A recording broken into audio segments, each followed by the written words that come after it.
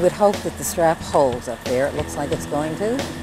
They've obviously done this before. It's a very well orchestrated thing. Look at this.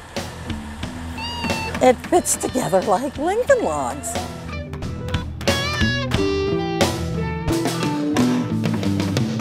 It is done. It is done. It is done. Can you imagine?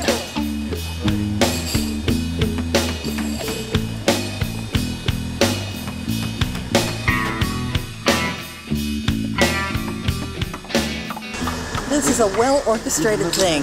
You know, I'm impressed. You guys rehearsed. Did you rehearse this before we got here? Yes, by building a few hundred barns. Now talk to me about this barn. This is going to be a non-critter barn. This is a non-critter barn, is correct. They will be using it for household purposes. And there's going to be an artist studio? Right, there will be a studio on the upper level and living space on the lower level. When did you start this? When did the foundation go in? Foundation went in a couple of weeks ago, well, about 3 weeks ago, actually. Yeah. And then we built the deck on it the week after that. And as you have seen with the fabrication in the shop, that's been going on as well for several weeks, and the finishing and the pre-fitting. So we're about ready to close this baby in once the frame is up. This, I think your job requires a lot of math, doesn't it? It does. It's a lot of a squared plus b squared equals c squared. Well, what we have been told by clients and have understood it from our own examples, the finest crew in the industry, probably in New England, and we think certainly in the state of Maine. I think it was just lifted up. The bent? The bent. Yeah.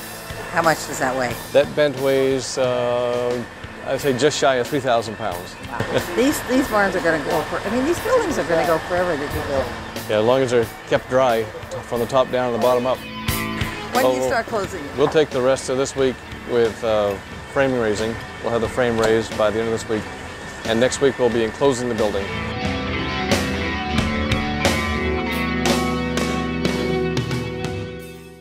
This huge building we're in is pretty amazing. Can you tell us about it? Oh, sure. Yeah, the roof of the building, which is what usually catches people's eye after they come inside the building, is actually from an old building that is now the Children's Museum on Free Street in Portland. My understanding is that it was built in 1826. But do people ask you to add an attic above? Well, most of our buildings actually will have a cathedral space above, so there's very little space for an attic.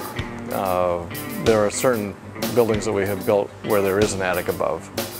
But for the most part, it's going to be more of a great room or a cathedral space or a sizable loft or something above, which is actually a livable, usable space.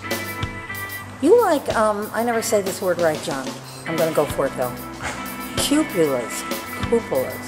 How do you say it? I think you got it right both times. Which one? Okay. I say cupola. And you say cupola. Okay. Yeah. Well, but I also say tomato. Oh. No, and I don't. I say potato. I don't. Okay. We can do it. But you, I've seen them on your structures. Right. This is a trademark of yours? Not necessarily. Cupolas have been around a long time. Your buildings sound to me to be very labor intensive. How many people do you have on the crew at one time?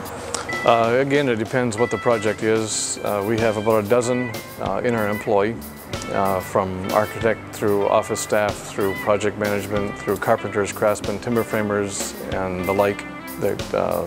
All of those that are required to run this company. But we also have a wonderful selection of independent contractors who consider our business home for them as well. So many of them have worked with us full-time, for half a dozen years or more, and they treat themselves as part of our crew. But for the most part, we have a very solid core of people who are more than committed to doing the best job they absolutely can in pleasing who we're working for.